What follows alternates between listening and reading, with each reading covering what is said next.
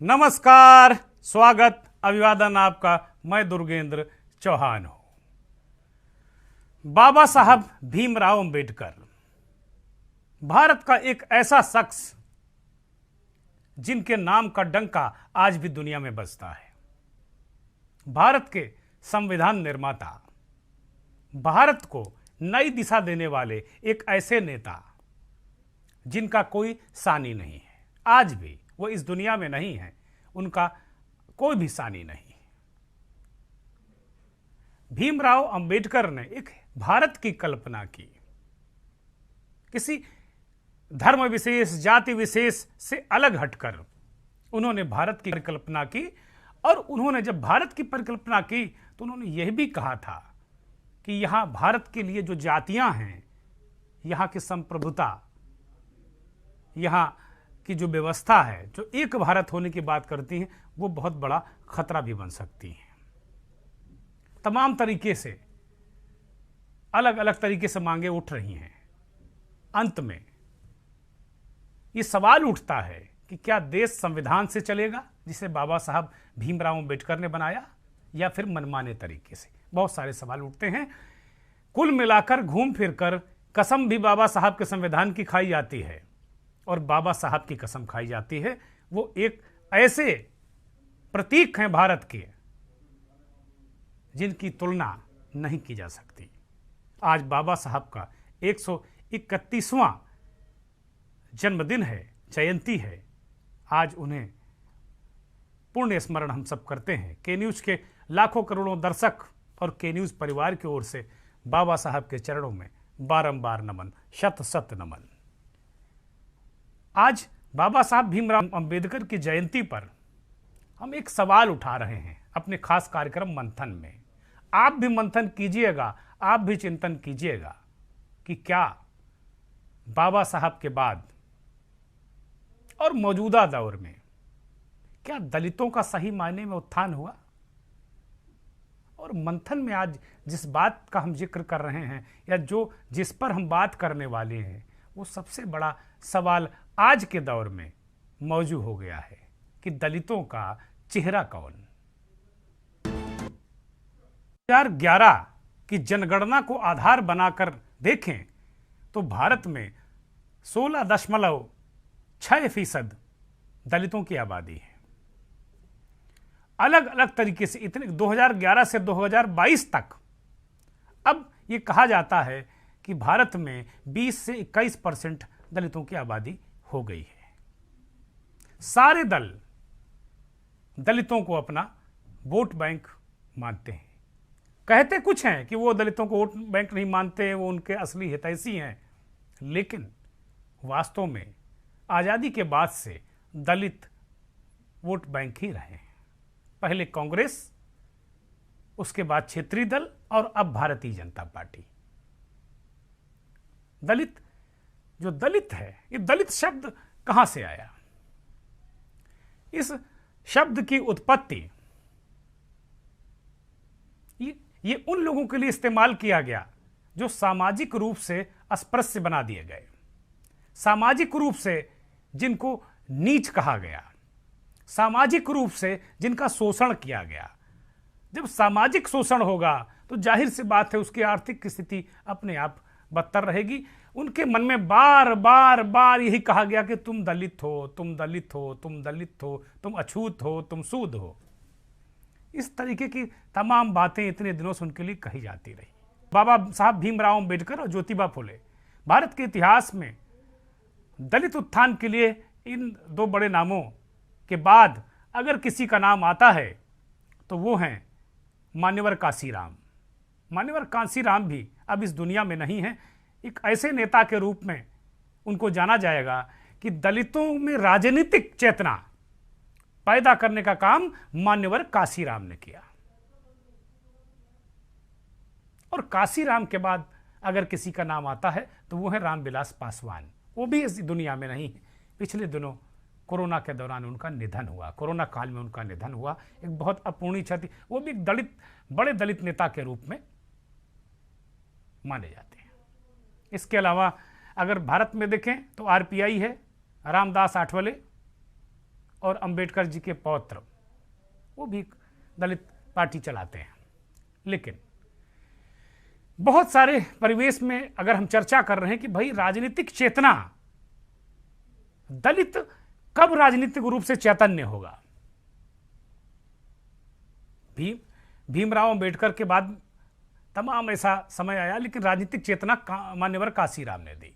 काशीराम ने एक फार्मूला निकाला कि 1 वोट और 1 नोट, 1 रुपया वो लेते थे दलितों से चंदा और 1 वोट की दरकार उनको रहती थी। और उन्होंने उत्तर प्रदेश में 4 बार, ये उन्हीं के प्रताप और उन्हीं के प्रयास से उत्तर प्रदेश जैसे बड़े राज्य में जो कई प्रदेशों उसमें समा जाएं, वो एक देश है, उसमें मायावती को 4 बार चीफ मिनिस्टर काशीराम की आइडियोलॉजी ने बनवाया। लेकिन सबसे बड़ा सवाल यही है, उत्तर प्रदेश में इस बार का जो 2022 का विधानसभा चुनाव है, उसमें मायावती की बुरी तरह असफलता, बहुजन समाज पार्टी की बुरी तरह असफलता ने ये एक बार सवाल खड़ा कर दिया है कि दलित किस ओर है, दलित किस ओर है। बहुजन समाज पार्टी उत्तर प्रदेश की बात करें, बहुजन समाज पार्टी का राष्ट्रीय दल के रूप में उभरी तो केवल मान्यवर काशीराम की वजह से और दलित चेतना की वजह से। मध्य प्रदेश हो, उत्तराखंड हो, राजस्थान हो, कहीं न कहीं उसको सीटें मिलती रही हैं। और यही सबसे बड़ी बात मानी जाती है अपने आप में कि भाई किस, अब सवाल यही उठ रहा है कि क्या मायावती दलितों के नेता नहीं रही। हालांकि मायावती और बहुजन समाज पार्टी के लोग कहते हैं कि ये एक प्रोपोगंडा है और एक प्रचार, बसपा के खिलाफ एक प्रचार किया जा रहा है। कुल 12% वोट बचा, जो बहुजन समाज पार्टी का 23-24% वोट इंटैक्ट हुआ करता था, वो 12% बचा, वोट लूट गया। सीटें 1 आई। समाजवादी पार्टी से 2019 में गठबंधन के कारण लोकसभा में तो 10 सांसद हैं उनके, लेकिन उत्तर प्रदेश की विधानसभा में 1 विधायक है। वो प्रतिशत का हवाला दे रही, एक बहुजन समाज पार्टी के नेता कल ही मुझे मिले थे और वो कह रहे थे कि भाई ये परसेप्शन बनाया जा रहा है कि बसपा भाजपा में चली गई है, जबकि ऐसा नहीं है। बसपा का जो भी वोट बैंक किसका है वो सपा में आया, भाजपा को नहीं मिला। ये तमाम तरीके की गणित हैं। लेकिन सबसे बड़ी बात है कि अब दलित ये सवाल उठाने लगा है कि उसका विकास हुआ या मायावती का विकास हुआ। ये बात मायावती की हो गई। आज ही के दिन 38 साल पहले बहुजन समाज पार्टी की स्थापना हुई थी, अंबेडकर जयंती के दिन। अंबेडकर जयंती के दिन जिस पार्टी की स्थापना हुई, वो आज किस दशा में पहुंच गई, ये बड़ा सवाल है। ये उत्तर प्रदेश की बात हुई। लेकिन अगर बिहार की बात करें तो रामविलास पासवान बहुत बड़े दलित नेता, महादलितों के नेता, एक अच्छा खासा उनका अपना औरा था। लेकिन पिछले दिनों उनके निधन के बाद उनके बेटे चिराग पासवान, और जो जिस बंगले में वो 12 जनपद में रहते थे, वो बंगला खाली कराया गया। चिराग पासवान ने कहा कि अंबेडकर जी और रामविलास जी की प्रतिमा, जो उनका चित्र है, उसको कुचला गया। ये मुद्दा वो बना रहे हैं।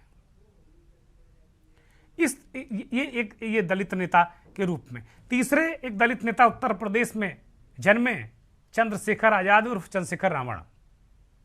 युवाओं में अच्छा खासा उनका एक जमाने में क्रेज था, अभी भी होगा, मैं नहीं कहता हूं। लेकिन राजनीतिक रूप से मुझे लगता कहीं कंफ्यूज हो गए वो अपने लक्ष्य से। वो पहले समाजवादी पार्टी के पास चले गए, फिर पता नहीं इधर उधर भटकते रहे, चुनाव को लेकर लड़े भी, मुख्यमंत्री योगी आदित्यनाथ के खिलाफ लड़े, जमानत भी नहीं बची। ये जमानत ना बचना कोई बड़ी बात नहीं, बड़े बड़े नेताओं की जमानत नहीं बची इस देश में, तो ये कोई बड़ी बात नहीं। लेकिन क्या वास्तव में जो बाबा साहब भीमराव अंबेडकर की आइडियोलॉजी है, क्या उस विचारधारा पर ये लोग राजनीतिक चेतना दे रहे हैं? ये बहुत सारी बातें अपने आप में खड़ी हो रही हैं। उत्तर प्रदेश में 20-21% दलित है। देश का जो सबसे ज्यादा दलित बहुल राज्य है वो है पंजाब, 32% दलित है। और दलित केवल हिंदुस्तान में नहीं, पाकिस्तान में भी है। मुस्लिम भी दलित होते हैं, ईसाई भी दलित होते हैं, सिख भी दलित होते हैं, हिंदू में तो दलित है ही है। पाकिस्तान में भी एक पार्टी दलितों की है। तो वाकई क्या ये दलित उत्थान हुआ या किसे? अब जिस तरीके से मायावती उतनी इफेक्टिव नहीं रही, ऐसा लग रहा है, रामविलास पासवान नहीं है, तो अब कुल मिलाकर क्या वाकई दलितों को अपना एक राजनीतिक चेतना पैदा करने वाले एक चेहरे की तलाश है? और वास्तव में दलितों का चेहरा कौन है? ये बड़ा सवाल है। अंबेडकर जी की जयंती पर पटना के बापू भवन में रामविलास पासवान के बेटे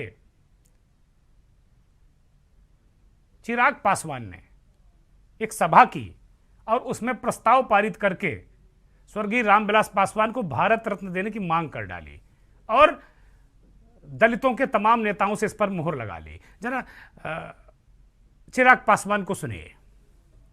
देश निर्माण और भारतीय राजनीति में उनके योगदान को देखते हुए ये सभा, और मैं ये प्रस्ताव रख रहा हूँ, ये सभा प्रस्ताव करती है कि पद्म भूषण आदरणीय रामविलास पासवान जी को देश के सर्वोच्च सम्मान भारत रत्न से सम्मानित किया जाए।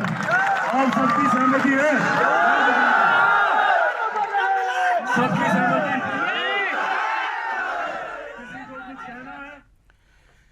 तो चिराग पासवान एक उभरते नेता, एक अच्छा खासा उनका प्रभाव भी है, इसमें कहीं कोई संदेह नहीं, और नए जमाने के युवा उनको पसंद करते हैं। क्या चिराग जैसे नेता की जो दलित हैं उनको तलाश है, या चंद्रशेखर जैसे नेता की उनको तलाश है? ये बड़ा सवाल है।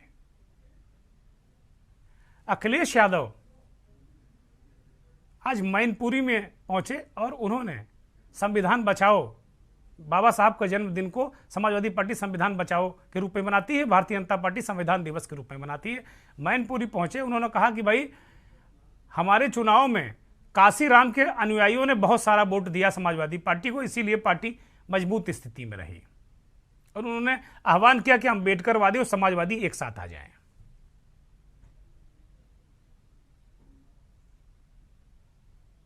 कि हर वर्ग ने हमें मतदान किया, और जिस तरीके से समाजवादियों ने नारा दिया कि समाजवादी और अम्बेडकरवादी, और जो काशीराम जी के रास्ते पे चले माननीय काशीराम जी का, उन तमाम सहयोगी समर्थकों ने हमारी मदद की, तभी इतना परसेंटेज वोट बढ़ा है। हमें हर वर्ग ने इस चुनाव में मदद की है। जिस समय बूथ का डेटा सामने आ जाएगा तो और ठीक से समीक्षा करेंगे।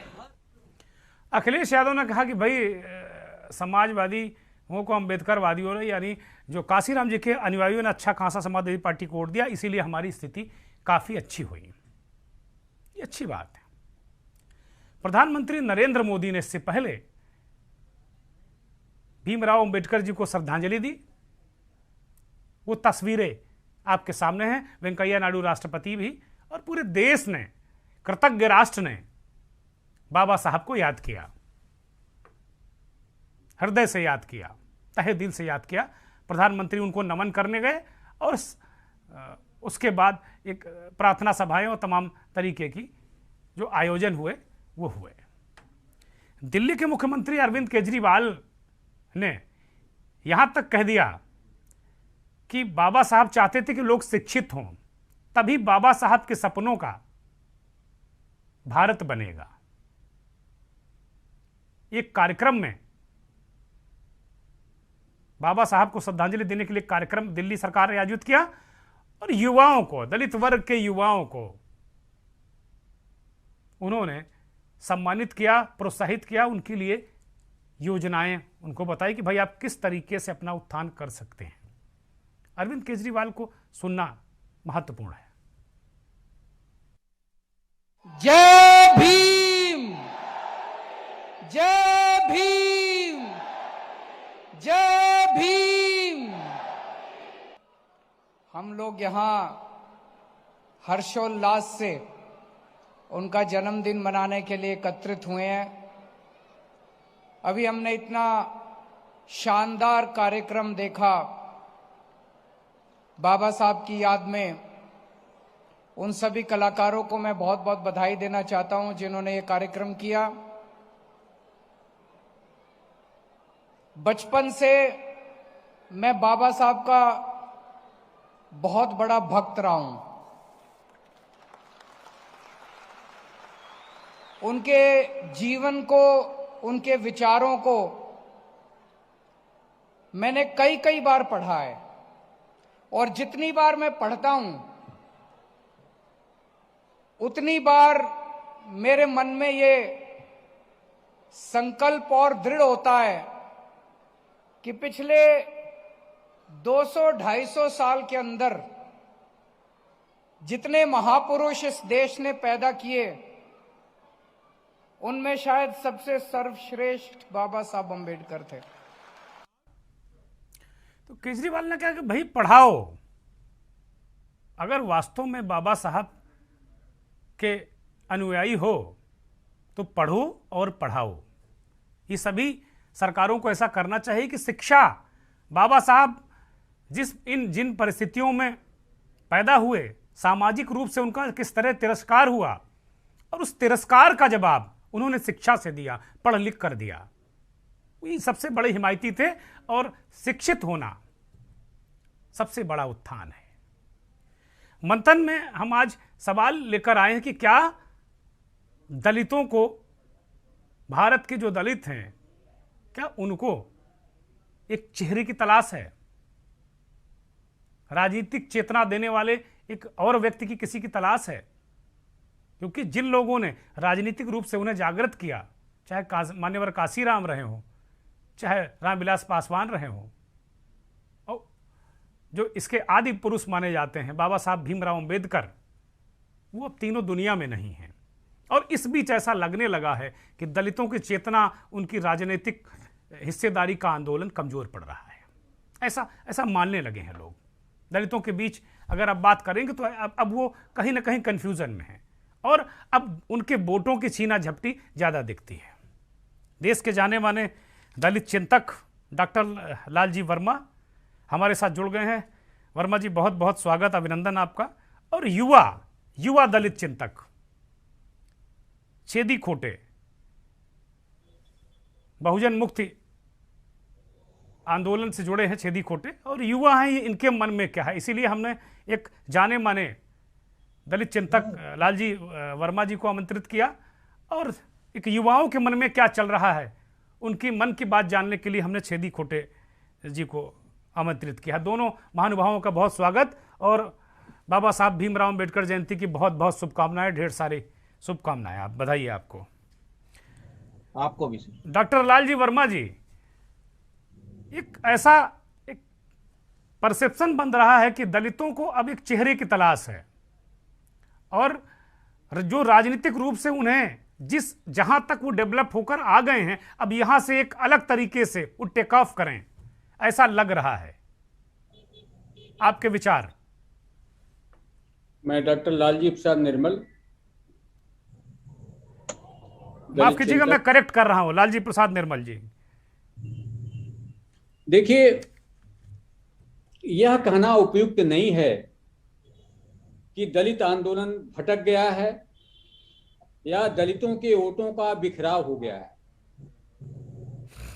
जो दलित आंदोलन है वह अचानक नहीं पैदा हुआ। बाबा साहब डॉक्टर अंबेडकर के विचारों से लाखों लैस लोग पूरे भारतवर्ष में, महाराष्ट्र से जो आंदोलन शुरू हुआ बाबा साहब डॉक्टर अंबेडकर का, और इसके बाद दलित पैंथर का आंदोलन हुआ, रिपब्लिकन पार्टी का जो आंदोलन हुआ, इसने दलित आंदोलन को एक धार दी। और उत्तर प्रदेश में भी दलित आंदोलन और बाबा साहब डॉक्टर अंबेडकर का मूवमेंट बहुत ही जोरों पे था, और जमीन उर्वरा थी। कांशीराम जी आए और उन्होंने लोगों को गोलबंद किया, और उसका परिणाम ये रहा कि मायावती जी का अभ्युदय हुआ।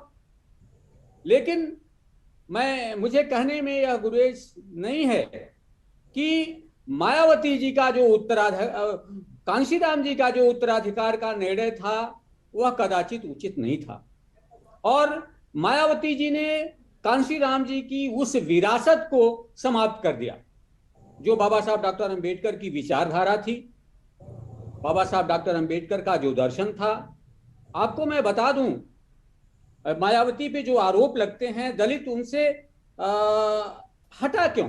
जी अब बाबा साहब डॉक्टर अंबेडकर का जब निधन हुआ, जी माई साहब डॉक्टर सविता अंबेडकर, उनकी पत्नी, लिखती हैं जी कि मैं उस समय जार जार रो रही थी और मैं, मेरे मन में, जैसा कि हिंदुस्तानी औरतों के मन में होता है पति की मृत्यु के बाद, कि मेरा गुजारा कैसे होगा, और रोते रोते बाबा साहब की अलमारी खोली, उनकी पासबुक निकाली जी और बाबा साहब डॉक्टर अंबेडकर के पासबुक में मात्र कुछ 1200 रुपए थे जी बचे हुए थे।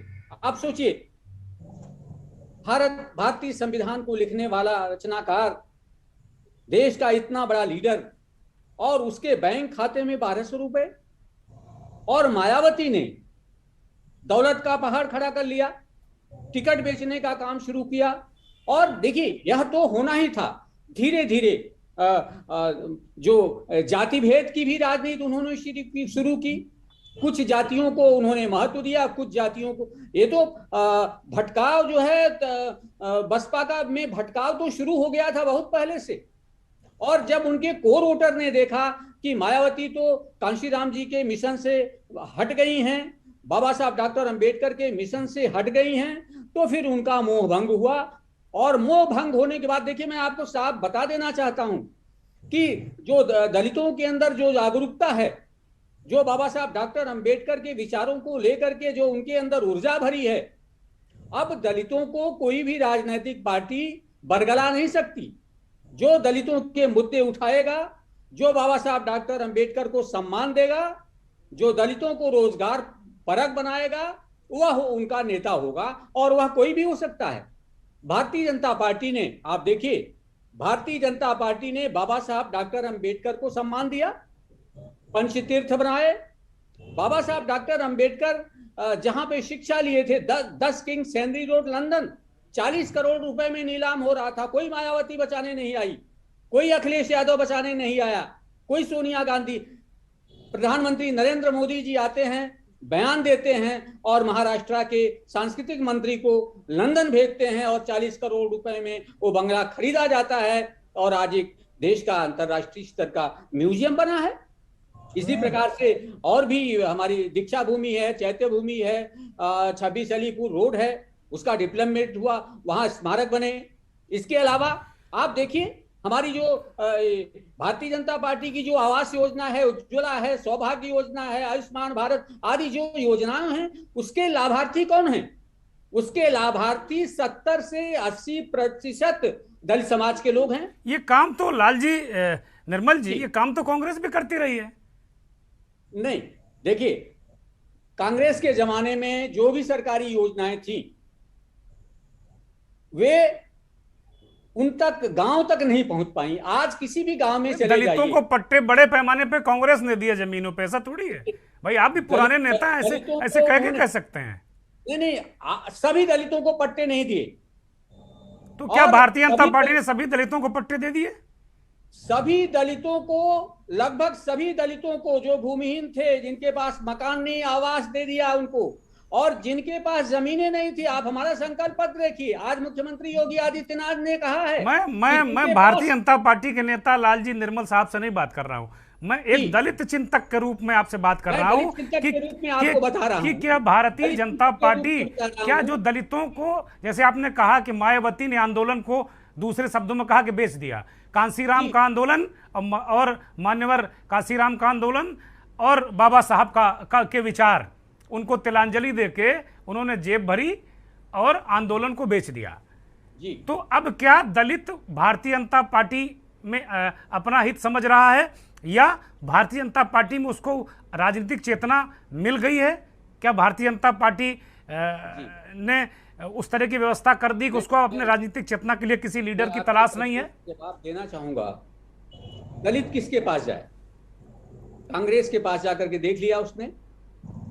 बहुजन समाज पार्टी का अवसान हो रहा है।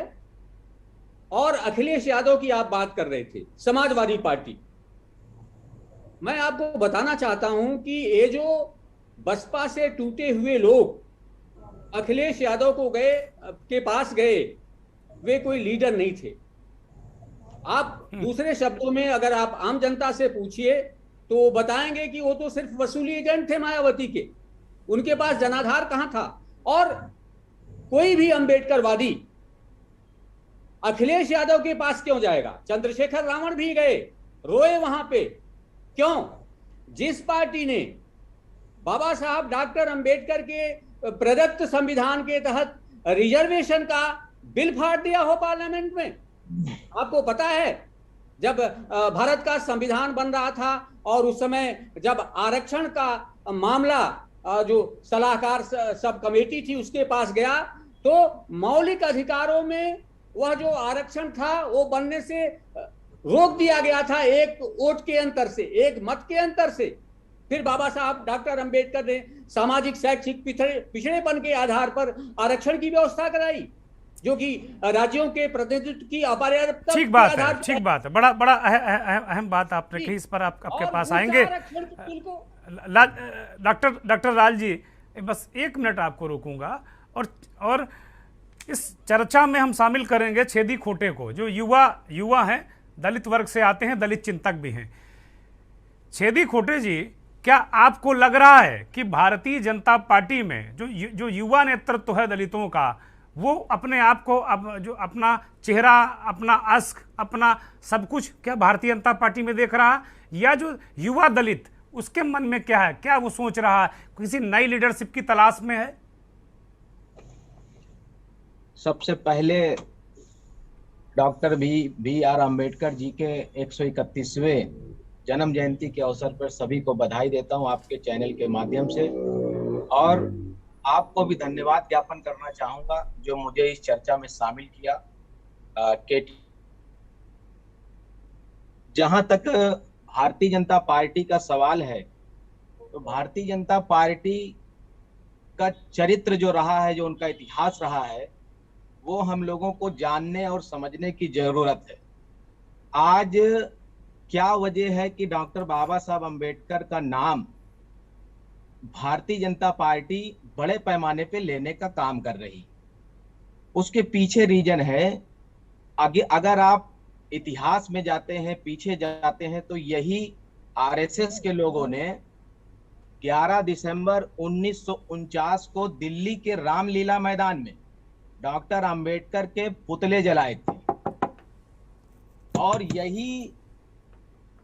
यही भारतीय जनता पार्टी के लोग आज कह रहे हैं कि हम मतलब बाबा साहब अंबेडकर को हम मान रहे हैं, हम उनको लेकर चल रहे हैं, बल्कि बाबा साहब अंबेडकर का संविधान खत्म करने का काम कर रहे हैं। अभी आपने देखा 2018 में 9 अगस्त 2018 को दिल्ली के जंतर मंतर पे इन्हीं लोगों ने बाबा साहब अंबेडकर का संविधान, उसकी प्रतियां जलाने का काम किया।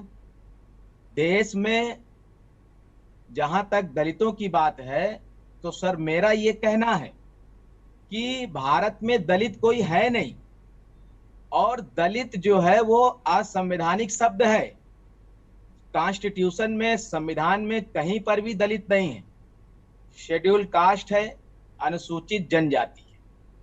और मान्यवर डॉक्टर बाबा साहब अंबेडकर के बाद मान्यवर काशीराम साहब ने एक नारा दिया था 15 बनाम 85 का जी, और 15 बनाम 85 का जो मामला उन्होंने खड़ा किया था, तो उससे SC ST OBC और माइनॉरिटी के लोग बड़े पैमाने पे पूरे देश और उत्तर प्रदेश में मान्यवर काशीराम साहब की लीडरशिप में खड़े हुए थे। और उसका नतीजा ये रहा, जो वो विचारधारा और मिशन लेकर चले, उत्तर प्रदेश जो सबसे बड़ा राज्य है, उत्तर प्रदेश से कांग्रेस पार्टी को खत्म कर दिया काशीराम साहब ने, और भारतीय जनता पार्टी को भी खत्म कर दिया, और 4 बार बहन कुमारी मायावती जी को मुख्यमंत्री बनाया। तो मेरा ये कहना है आपके चैनल के माध्यम से कि जो RSS और बीजेपी के लोग हैं, उनके पिताजी ने तो कुछ किया नहीं है समाज के लिए, तो उनके नाम पर वो वोट नहीं मांग सकते।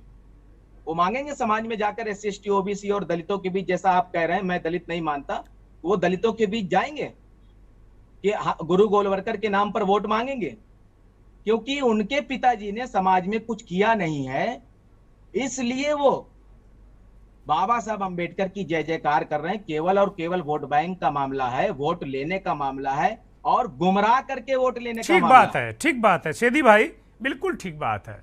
मुझे उम्मीद थी कि आप बहुत अच्छी तरीके से अपनी बात को रखेंगे और आपने रखा निश्चित तौर पे, इसमें कहीं कोई शक नहीं है। लेकिन हमारा मूल सवाल भटक गया, चूँकि निर्मल साहब ने बीजेपी को छेड़ दिया और आपने फिर उसका काउंटर कर दिया, तो मूल सवाल हमारा भटक गया। मेरा मूल सवाल ये है कि क्या युवा नेतृत्व, क्या दलित समाज का युवा क्या सोचता है, उसके दिमाग में क्या चल रहा है, वो क्या, क्योंकि मायावती का पतन हो चुका है। अब जैसा डॉक्टर साहब ने भी कहा, वो भी बिल्कुल परफेक्ट बात है, वो कह रहे हैं बिल्कुल, वो उसमें कहीं कोई अब लाग लपेट नहीं है कि मायावती का जो राजनीतिक पतन हो गया है। अब जो स्थिति है, अब शायद ही कोई मिरेकल, कोई चमत्कार हो जाए तो मैं नहीं कह सकता, लेकिन अब वो स्थितियां नहीं आने वाली हैं जो जिसमें वो 4 बार मुख्यमंत्री बनी है, ऐसा लग रहा है। ऐसी स्थिति में जो युवा है, जो दलित वर्ग का युवा, क्या किसी नए चेहरे की तलाश में है? तलाश में नहीं है। मेरा ये मानना है कि जो मान्यवर काशीराम साहब कैडर बेस कार्यक्रम चलाते थे और उनका जो संगठन था वो कैडर बेस संगठन था, कैडर के आधार पर खड़ा हुआ था, ना कि क्राउड के आधार पर। तो आज इस देश में SC ST OBC और माइनॉरिटी को इकट्ठा करने का काम, उनको जागृत करने का काम, उस SC ST OBC और माइनॉरिटी समाज के युवाओं को बड़े पैमाने पे जागृत करने का काम अगर कोई कर रहा है, तो मैं आपके चैनल के माध्यम से बताना चाहता हूं, इस देश में बामसेफ संगठन कर रहा है, ठीक बात, जिसके राष्ट्रीय अध्यक्ष मान्यवर वामन मेश्राम साहब हैं जी। और ये संगठन पूर्णतः रूप से जो है अधिकारी और कर्मचारियों का संगठन है। इसका लक्ष्य है व्यवस्था परिवर्तन। सभी लोग परिचित हैं, बहुत पुराना संगठन है, सभी लोग परिचित हैं, जो भी बहुजन मूवमेंट को थोड़ा बहुत जानते हैं। तो जी इसमें डॉक्टर लालजी वर्मा साहब भी बहुजन मूवमेंट से निकले लोग हैं, तो सभी लोग इस बात को जानते हैं। जो मुद्दा बामसेफ उठा रहा है वो मुद्दा कोई उठाने वाला नहीं है आज की तारीख में, और वो जागृत करता है, वो धोखेबाजी नहीं करता है। तो क्या बामसेफ, अगर मायावती का पतन पूरी तरह राजनीति में हो गया, राजनीतिक पतन हो गया, तो क्या बामसेफ वो संगठन या वो चेहरा बनेगा दलितों का? क्या लग रहा है आपको? निश्चित तौर पर सर मेरा ये मानना है, मानना ही नहीं यकीन है, मुझे दिखाई दे रहा है कि आने वाले समय पे उत्तर प्रदेश हो या पूरे देश की बात हो, आने वाले समय पे बामसेफ इसका विकल्प बनेगा। और जो विरासत मान्यवर काशीराम साहब की है, उस विरासत को संभालने का, उसको चलाने का, और बाबा साहब अंबेडकर ने कहा था कि हम शासक वर्ग बनाना चाहते हैं, SC ST OBC के लोगों को हम शासक वर्ग में तब्दील करना चाहते हैं। काशीराम साहब ने करके दिखाया, कुछ हद तक सफल हुआ। ठीक बात। तो आने वाले समय पे बामसेफ की क़यादत में, इनके नेतृत्व में हम लोग और पूरे देश के युवा, चाहे वो SC हो, ST हो, OBC हो, माइनॉरिटी हो, ये सारे के सारे लोग लामबंद होंगे, इकट्ठा होंगे और अपने हक अधिकार के लिए ठीक बात, ये आगे आने वाले हैं। ठीक है शेदी भाई। डॉक्टर साहब, एक युवा को आपने सुना, मेरा आपसे ये अंतिम सवाल है, इस प्रोग्राम का ये अंतिम सवाल है कि युवा, आपने युवा को सुना, युवा कह रहा है, युवा जो हैं अपने साथी जो छेदी खोटे जुड़े हैं, वो कह रहे हैं कि वामसेफ इसका विकल्प बन सकता है। ठीक है, मायावती का राजनीतिक पतन हो गया, कोई बात नहीं, जो मिशनरी है, जो मिशन है, वो वामसेफ लेकर आगे चलेगा। आप कितना सहमत हैं? और दूसरा मेरा सवाल है कि भारतीय जनता पार्टी, जैसा इन्होंने कहा कि भाई पुतले भारतीय जनता पार्टी RSS के लोग भी जलाते रहे बाबा साहब के, तो इस पर भी आपसे जवाब चाहेंगे। देखिए, जहाँ तक बामसेफ का सवाल है, मुझे नहीं लगता कि इस पर कोई चर्चा होनी चाहिए, क्योंकि बामसेफ का रिजल्ट आप देख चुके हैं। उन्होंने राजनीतिक संगठन भी बनाया था और उसमें हमें लगता है किसी की भी जमानत कभी बच नहीं पाई, तो उस पर वार्ता करना निरर्थक है। ठीक बात। आज का जो युवा है वो है, यह देख रहा है, देखिए जो अनुसूचित जाति के लोग हैं, दलित समाज के लोग हैं, वो ये देखते हैं कि बाबा साहब डॉक्टर अंबेडकर को सम्मान कौन दे रहा है और उनका भविष्य क्या है। ठीक बात। मैंने उत्तर प्रदेश के सभी जनपदों का दौरा किया है, दलित बस्तियों में मैं गया हूं जी। और दलित बस्तियों में एक दो पढ़े लिखे लोगों को छोड़ दीजिए तो बामसेफ को लोग जानते भी नहीं। ठीक बात। और बहुतायत में, मैं नहीं कहता आगरा के कुछ इलाकों में या सहारनपुर के इलाकों में कुछ होगा प्रभाव, लेकिन प्रदेश के पैमाने पर बामसेफ का कहीं कोई जनाधार नहीं है और ना तो हो पाएगा। ठीक बात। और यह कोई जरूरी नहीं है कि दलितों में से ही दलित नेतृत्व पैदा हो। दलितों का नेतृत्व आम समाज के भी लोग कर सकते हैं। और देखिए, जाति के आधार पर गोलबंदी करके आप दलितों का भविष्य तय नहीं कर सकते। एक बार जाति के आधार पर गोलबंदी हुई और आपने देखा उसके नेता ने, उस गोलबंदी के नेता ने दलितों के साथ क्या किया, सब कुछ समाप्त कर दिया, दलित आंदोलन के सामने प्रश्न चिन्ह खड़ा कर दिया। तो आज जो भारतीय जनता पार्टी, आप ये देखिए, कई भारतीय जनता पार्टी के कई प्रदेशों के अध्यक्ष अनुसूचित जाति के लोग हैं। केंद्रीय नेतृत्व में उपाध्यक्ष, राष्ट्रीय उपाध्यक्ष अनुसूचित जाति का है, राष्ट्रीय महामंत्री अनुसूचित जाति के हैं, राज्यसभा में प्रतिनिधित्व है, तमाम लोग राज्यसभा में सदस्य हैं अनुसूचित जाति के, विधान परिषदों में हैं, राजनीतिक भागीदारी दिया है। आज उनकी जो स्टैंड अप इंडिया योजना है, पंडित दीनदयाल उपाध्याय योजना, स्वराज रोजगार योजना है, मुद्रा योजना है, उससे लाखों लाख दलित स्वरोजगार से जुड़ रहे हैं। आज दलितों को जो राजनीतिक प्लेटफॉर्म देने का काम किया है भारतीय जनता पार्टी ने, आपने देखा किसी भी राजनीतिक दल के जो दलित विंग है, अनुसूचित जातियों का जो विंग है, कभी आपने उसको प्रभावी देखा? भारतीय जनता पार्टी दलित युवाओं को प्लेटफॉर्म दे रही है। वे आज प्रेस कॉन्फ्रेंस कर रहे हैं, तमाम दलित मुद्दों पर जाकर के बस्तियों में संपर्क कर रहे हैं, बड़ी सभाएं कर रहे हैं, उसमें लीडरशिप पैदा हो रही है। और बाबा साहब डॉक्टर अंबेडकर का चित्र पूरे प्रदेश के कार्यालयों में लगाने का काम किसने किया? योगी आदित्यनाथ जी ने किया। ये तो कांग्रेस के जमाने से बाबा साहब और गांधी जी, ये तो जब से देश आजाद हुआ तब से लोग लगा रहे हैं। ये तो चित्र तो मैं देख रहा हूं, जब से बचपन से मैं देख रहा हूं कि बाबा साहब और गांधी जी, ये दो चित्र हमने लगे देखे हैं। देखे होंगे, लेकिन कोई शासनादेश नहीं हुआ।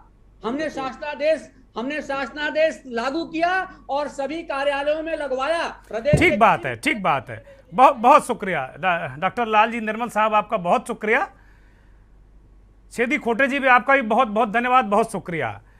तो कुल मिलाकर डॉक्टर लालजी निर्मल साहब जो दलित चिंतक हैं, उनका साफ कहना है कि भारतीय जनता पार्टी दलितों का नया ठौर ठिकाना हो सकता है, यानी मजबूत ठौर ठिकाना हो सकता है। लेकिन जो युवा नेता हमारे साथ जुड़े थे, वो उन्होंने बड़े पुरजोर तरीके से कहा कि ना, दलितों का नेतृत्व वास्तव में कोई कर सकता है तो वामसेफ। मतलब कुल मिलाकर अभी झगड़ा मुझे लगता है कि वही चल रहा है। जो राजनीतिक विशुद्ध राजनीतिक दल हैं, उनमें दलितों के वोटों को लेकर होड़ मची है। बाबा साहब की जयंती के दिन हम यही प्रार्थना करते हैं कि कम से कम इस देश का दलित नेतृत्व सशक्त हो, उभर कर आए और अपना हक और हकूक हासिल करे।